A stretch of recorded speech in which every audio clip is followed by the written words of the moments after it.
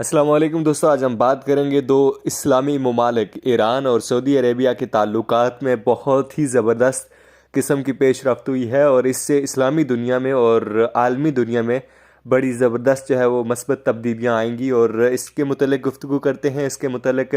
हम बताएंगे कि किसने सालसी का किरदार अदा किया और आने वाले वक्तों में ये कैसा साबित होगा और पाकिस्तान के लिए इसमें क्या खुशखबरियाँ शामिल हैं और चाइना के क्या मफादात हैं इसमें शामिल है और ईरान और सऊदी अरेबिया के जो ताल्लुकात तातुल का शिकार थे उसकी वजह क्या थी। तो सबसे पहले बात करते हैं चीन के दारुल हुकूमत बीजिंग में होने वाले इन मुज़ाकरात में सऊदी अरब के कौमी सलामती के मशीर और ईरान की जानब से सुप्रीम नेशनल सिक्योरिटी कौंसिल के सेक्रेटरी जो है उनके दरमियान जो है वो और चाइना के दरमियान जो है वो जो है एक मीटिंग हुई है और उसमें ये फैसला किया गया है कि जो है वो ईरान और सऊदी अरेबिया 3 माह के अंदर अंदर जो है वो जो सऊदी अरेबिया है वो तेहरान में और जो ईरान है वो रियाज़ में जो है वो अपने सफारत खाने खोलेंगे। और याद रहे कि जो ईरान और सऊदी अरेबिया के ताल्लुक़ जो हैं वो 2016 के बाद जो है वो ख़राब चल रहे थे और अब फिर ये ताल्लुकात अब दोबारा बहाल हुए हैं और इसमें जो किरदार अदा किया है वो चीन ने किरदार अदा किया है और सबसे ज़्यादा जो किरदार अदा किया है वो चीन के नए मुंतखब होने वाले सदर शी जिनपिंग जो पहले भी चाइना के सदर थे, उन्होंने किरदार अदा किया है। चीन के सदर शी जिनपिंग ने दिसंबर 2022 में सऊदी अरेबिया का दौरा किया था और फरवरी 2023 में जो ईरान के सदर हैं उन्होंने जो है वो दौरा किया है चाइना का और उसके बाद ये मुज़ाकरात जो है वो सामने आए हैं और ये मुज़ाकरात 5 मार्च से चल रहे थे और 10 मार्च को ये अलामिया जारी हुआ है कि सफारत खाने खोले जाएंगे और काफ़ी जो है वो अहम पेशरफ्त हुई हैं। उसके मुतल्लिक हम मज़ीद गुफ्तगू करते हैं। तो बताते चलें कि ईरान और सऊदी अरेबिया के दरमियान जो ताल्लुकात हैं वो ख़राब होने की बड़ी वजह यह है कि सऊदी अरब और ईरान के ताल्लुकात जो हैं वो इस वजह से ख़राब हुए कि 2016 में सऊदी अरब ने ईरान के आलम नंबर बाकर नंबर की फांसी दी थी और उसमें 37 और या 47 अफराद जो हैं मज़ीद इसमें शामिल थे जिनको फांसियाँ दी गई थी। और इसके बाद ये हुआ था कि ईरान के जो सऊदी अरब का सफारतखाना है ईरान में, वहाँ जो है वो बड़े पैमाने पे इस तरह की जारहाना रवैये अख्तियार किए गए थे जिसके बाद जो है वो सफारतखाने जो है वो दोनों बंद हो गए थे। और अब जो मुश्तरका एलामिया जारी हुआ है उसमें कहा गया है कि सऊदी अरेबिया और ईरान जो है वो एक दूसरे के मुल्कों में जो है वो अपने सफारत खाने खोलेंगे। और याद रहे कि ये ख्वाहिश काफ़ी अरसे से जारी थी ईरान और सऊदी अरेबिया की जानब से, लेकिन कुछ मसलकी फसादात की बुनियाद पर वो एक दूसरे से नालान थे और कुछ इस तरह की बातें थी और अब ताल्लुकात जो है उसमें मज़ीद जो है वो बेहतरी आएगी। अलामिया में क्या कहा गया इसके मुतल्लिक गुफ्तगू करते हैं। मुज़ाकरात के बाद अलामिया में कहा गया है कि दोनों ममालिक ने इस बात पर भी इत्तफाक किया है कि सऊदी अरब और ईरान के दरमियान सफारती ताल्लुकात और सफारत खाने खोलने का अमल 2 महीने के अंदर अंदर मुकम्मल कर लिया जाएगा।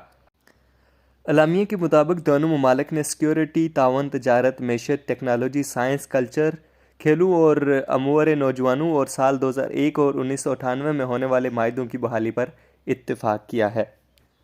जुम्मे को दोनों ममालिक के सरकारी मीडिया पर नशर होने वाली खबरों के मुताबिक दोनों ममालिक ने 7 साल बाद ताल्लुकात बहाल करने का फैसला किया है। ये भी कहा गया है कि दोनों ममालिक में से कोई भी मुल्क अपने जो अंदरूनी मामलात हैं, यानी कि जो ईरान के अंदरूनी मामलात हैं उसमें सऊदी अरेबिया मुदाखलत नहीं करेगा और जो सऊदी अरेबिया के अंदरूनी मामलात हैं उसमें ईरान मुदाखलत नहीं करेगा। और चाइना और सदर शी जिनपिंग ने इसमें अहम किरदार अदा किया है और जो अब यही कहा जा रहा है कि इनके ईरान और जो सऊदी अरेबिया है उसके जो ताल्लुकात हैं उसमें मज़ीद जो है वो बेहतरी आएगी और काफ़ी इसका असर पूरे खित्ते में पड़ेगा। और पाकिस्तान में इसके तनाज़र में देखा जाए तो पाकिस्तान को भी बड़े फ़ायदे हो सकते हैं। इससे पहले हम बात करते हैं चाइना का क्या इसमें अमल दखल है और चाइना क्यों अपना जो है वो इंटरेस्ट ज़ाहिर कर रहा है। याद रहे कि चाइना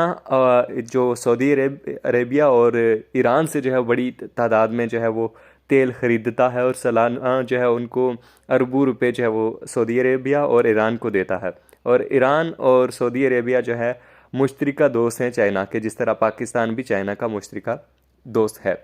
तो अब जो चाइना है जो ईरान है उस पर पाबंदियाँ लगाई हुई हैं जो है अमेरिका ने, और अमेरिका जो है वो चाइना और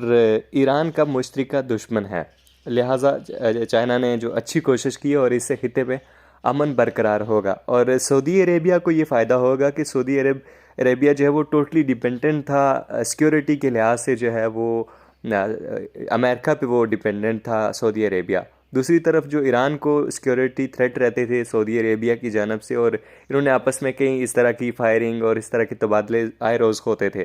तो इस तरह ये सिक्योर हो जाएंगे और ईरान को ये फ़ायदा होगा कि ईरान पे माशी और सियासी पाबंदियाँ लगाए बैठा है अमेरिका। तो इस तरह अगर ईरान तजारत करता है सऊदी अरेबिया से तो इस तरह काफ़ी उनको फ़ायदा होगा। और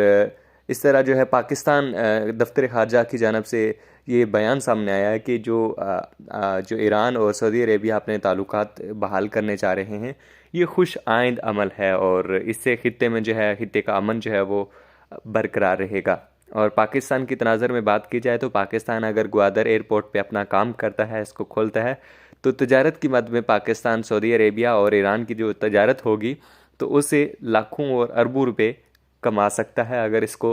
इस संजीदगी से जो देखा जाए और उसकी स्ट्रेटेजिक बनाई जाए, इसके लॉन्ग टर्म स्ट्रेटेजी बनाई जाए, तो पाकिस्तान जो है इस तनाज़र में कामयाब हो सकता है। पहले ये होता था कि पाकिस्तान जो है अगर सऊदी अरेबिया से करीबी ताल्लुकात बनाता था तो ईरान नाराज़ हो जाता था, और अगर ईरान से करीबी ताल्लुकात बनाता था तो फिर जो है वो सऊदी अरेबिया जो है वो नाराज़ हो जाता था। और पाकिस्तान की पॉलिसी में ख़ारजा पॉलिसी में स्पेशली जो है वो एक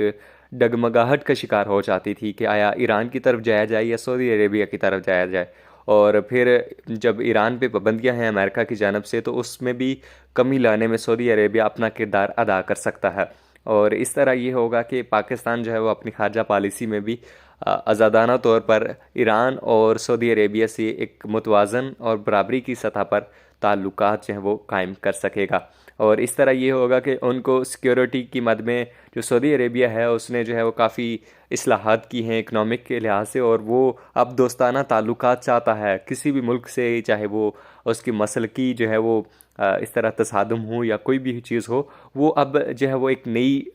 टर्म की तरफ जा रहा है, एक नई पॉलिसी को लेकर चल रहा है, और सारे ममालिक के साथ वो अपने ताल्लुकात जो है वो मजबूत करना चाहता है। तो ईरान जो है उसको